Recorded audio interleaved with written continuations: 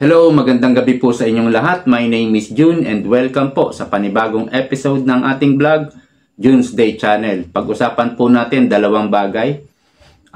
Senator Bato de la Rosa, itinuro si Tamba bilang mastermind dito sa nagaganap na Quadcom hearing sa Kongreso.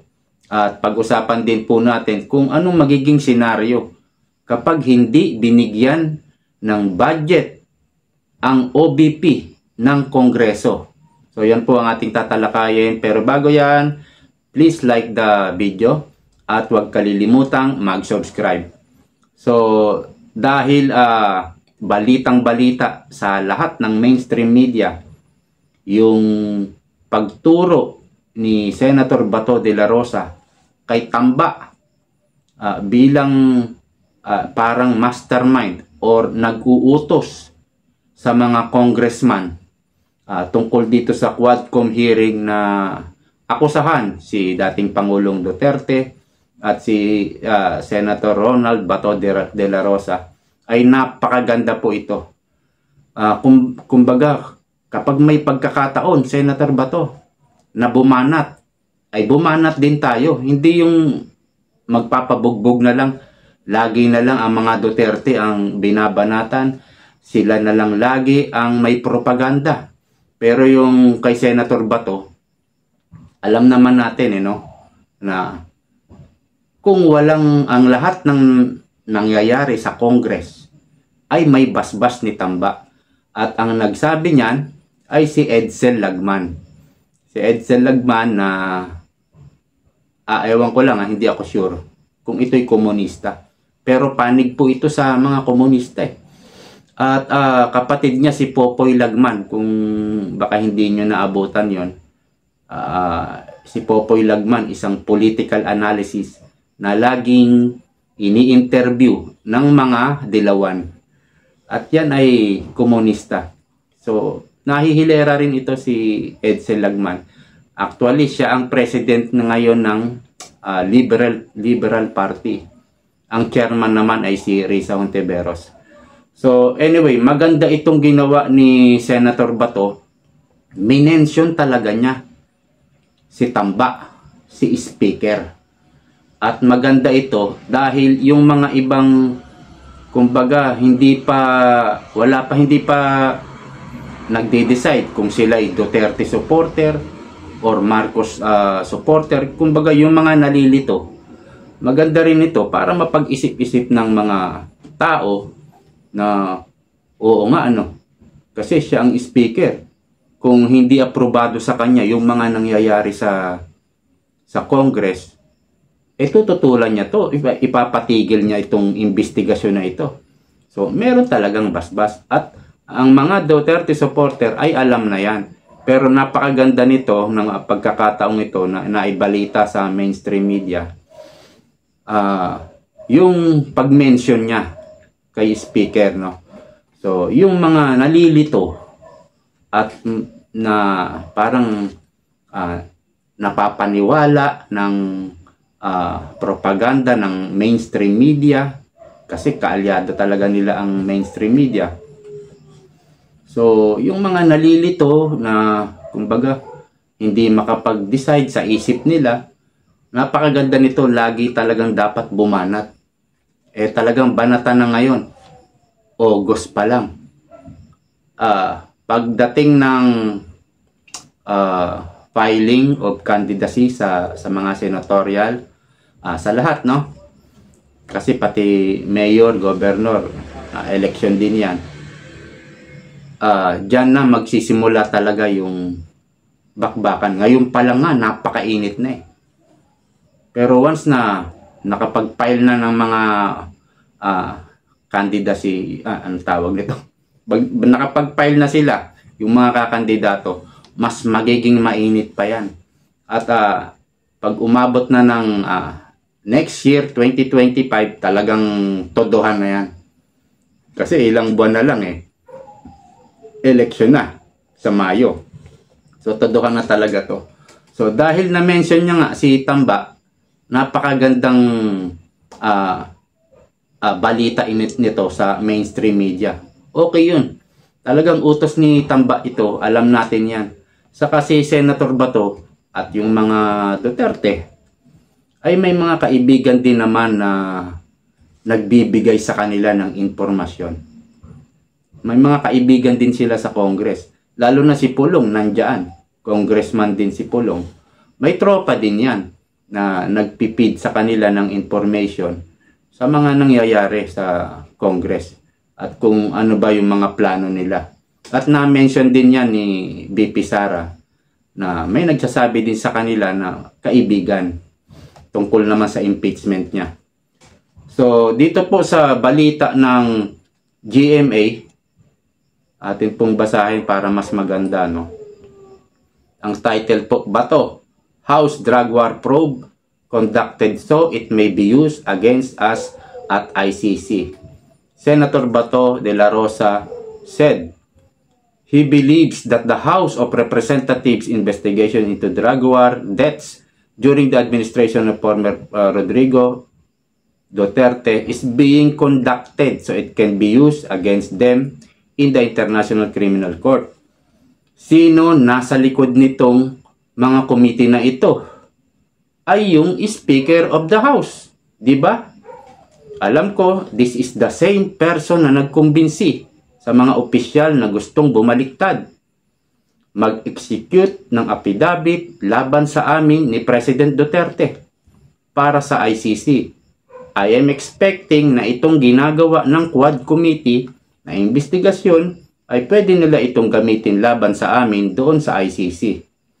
At ito nga yung sabi ni ni Dan Fernando na interview siya kanina. Alam mo, sumisikat din yung mga congressman dahil kay BP Sara sa nangyaring budget hearing ng OBP nakaraan.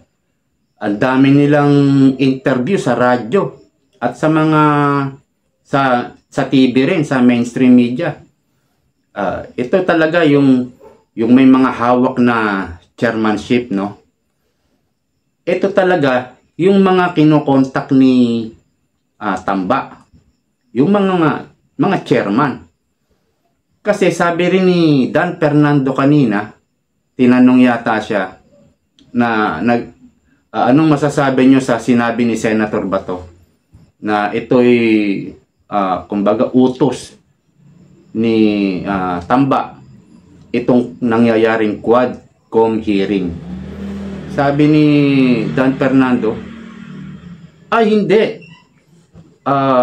Ganito, ganyan. Tapos tinanong siya, nagkakausap ba kayo ni Speaker? Oo, minsan tumatawag siya. Kinakamusta niya kung kamusta na yung hearing, ganun. So, tumatawag siya. Ibig sabihin, humihingi ng information at nakikita natin na interesado si Tamba sa nangyayaring Quadcom. Siyempre, di-deny yan, hindi aaminin yan ni Dan Fernando. Ang nakikita ko nga kay Kimbo, siya yung may hawak ng chairmanship ng budget committee. Ano ba ito? Appropriation Budget Committee. Baka nanganganib yan na mapaltan dahil pumalpak siya nung nakaharap niya si BP Sara. Lahat ng mga congressman, pumalpak talaga. So, tama itong ginagawa ni Senator Bato. Pag may pagkakataong bumanat na siya. Hindi yung laging sila ang binabanatan. Sila yung laging tumatanggap na lang ng akusasyon, aligasyon. O di mag-akusa rin siya para makita rin at malaman ng taong bayan yung mga nasa gitna pa. Hindi naman sila maka-Marcos, hindi maka-Duterte. Baka makatulpo na. Maintindihan din nila.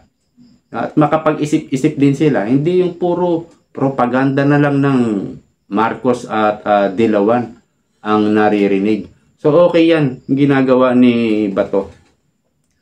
Kasi alam natin, no, walang simpatya ang mga Pilipino kay Tamba.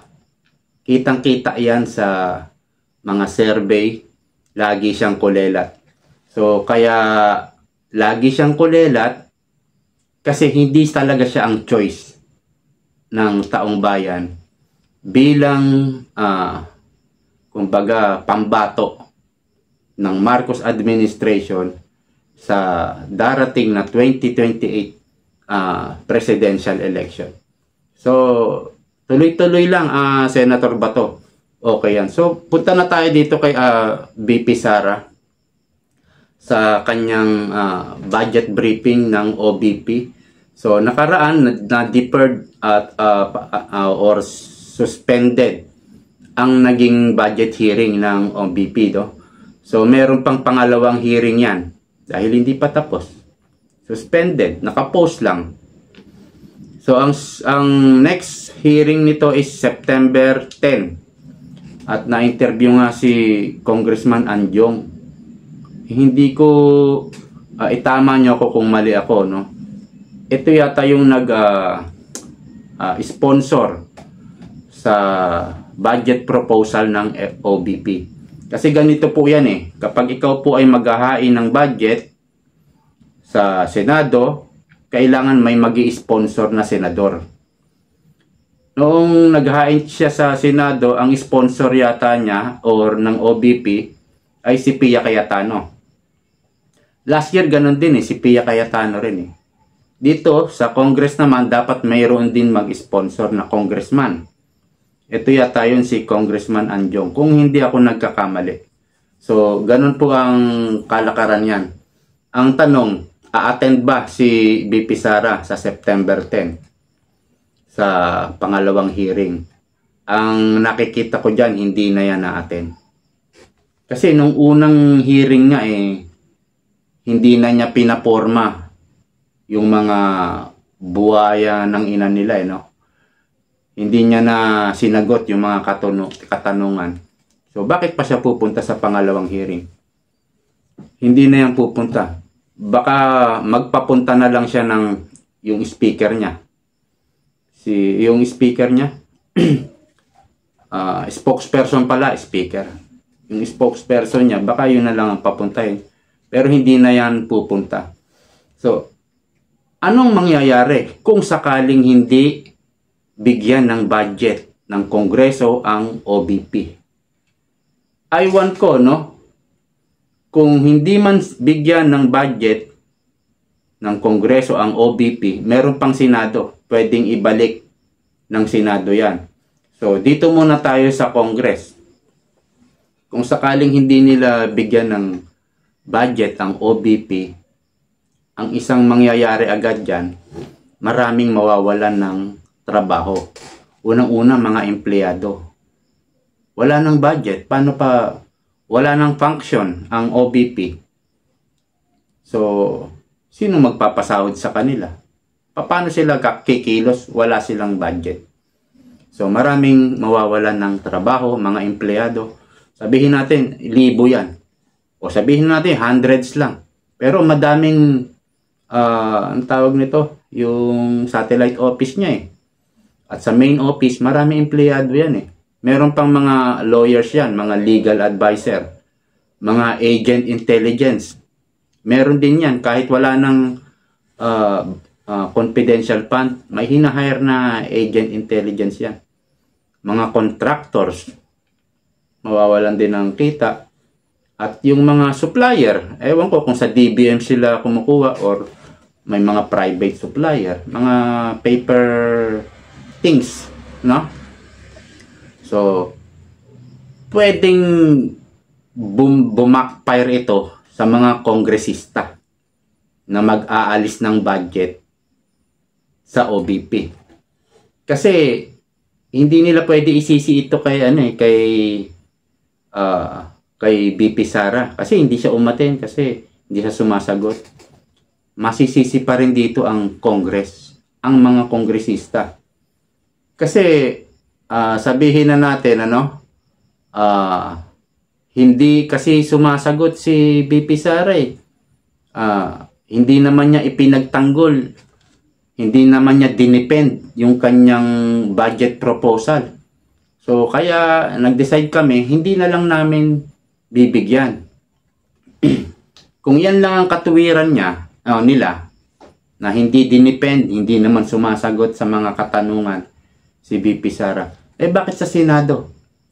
Sumasagot naman siya. 'Di ba? Doon nga lang kay Risa Hontiveros, tanging kasi sabi niya kaloko ang tanong, kaloko rin ang sagot. Kumbaga, binabalasubas ako ni Risa Hontiveros. Balasubasan na rin ang nangyari. Pero sa ibang mga senador na maayos naman ang tanong, maayos ang sagot niya. So, hindi pwedeng sabihin ng mga kongresista, hindi kasi nag-depend, hindi naman kasi sumasagot sa mga tanong eh. Hindi niya lang pwedeng sabihin yun dahil sa Senado, sumasagot siya. So, hindi yan katwiran. Kayo ang hindi nagbigay ng budget, kayo ang may kasalanan. So, magbabackfire sa kanila yan. Pangalawa, dahil walang budget, pag walang budget ang OBP, mananatili pa rin siyang Vice President. Wala nga lang function. Pero dahil wala ng budget ang OBP, ano pa ang i-audit? Wala na. Wala nang i-audit. So, saan sila ngayon hahanap ng aligasyon? Wala nang budget eh.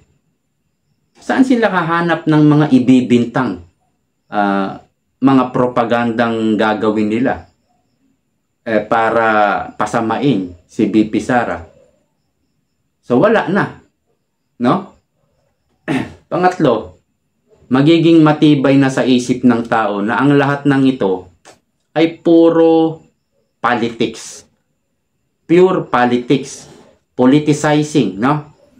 So, lahat ng nasa balita, mga hearing, kibuloy, lahat na yan. So, totoo pala na ito'y pamumulitika lang. May maiisip ng tao yan. Lahat na mga hearing nila. Talagang gusto lang nilang pabagsakin ang mga Duterte. Maiisip ng tao yan. At yung mga Marcos supporters, loyalists, nalalagas na paunti-unti. At malaki na ang tipak na nalagas sa mga Marcos supporters. Yung ilang boto ni BBM? 31 million. Lagas na po yun. Baka mahigit kalahati na lagas na doon sa mga bumoto sa kanya. Yan, nag-withdraw na rin ng support sa kanya. Ang maraming bumoto sa kanya. At napagtanto nila na may katotohanan itong addictus singhotira na to. Yung mga ganyang bagay. May katotohanan talaga. So, yung lahat ng mga naririnig natin sa balita, maiisip nila, pamumulitika lang talaga ang ginagawa. So, ngayon, kapag binigyan naman ng budget, ano naman ang mangyayari? Kahit sabihin nila na binawasan nila yung budget, still may budget pa rin. So, ang mangyayari, magiging alaskado lang sila sa taong bayan. Wala pala kayo eh. Yun ang mangyayari. Tiklop pala kayo eh. Diba? Talagang hindi kayo umubra kay VP Sara. Nawala yung angas nyo, no? Parang ganun, aalaskahin lang sila ng mga tao. So, pagtatawanan na lang sila, parang mapapangiting aso na lang si VP Sara. Wala nangyari sa mga pinagagawa nyo. Ang lumalabas kasi sa mga galit, ang mga nagsasabi lang naman ito, mga galit talaga. Dati pa, mga galit sa mga Duterte. Lumitaw daw ang kabobohan ni VP Sara. Bastos kung sumagot, walang galang. Pero, ang totoong bastos, walang galang, ay yung mga nasa Kongreso. Kung manuro yan, duduruin ka, sisindakin ka. Kukontempt kita. Yes or no lang, yes or no sagot.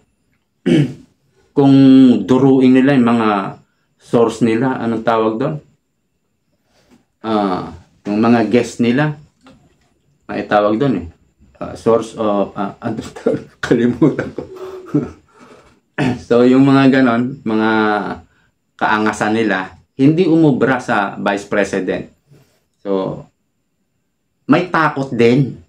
May takot din sila. Lumabas din yung takot nila.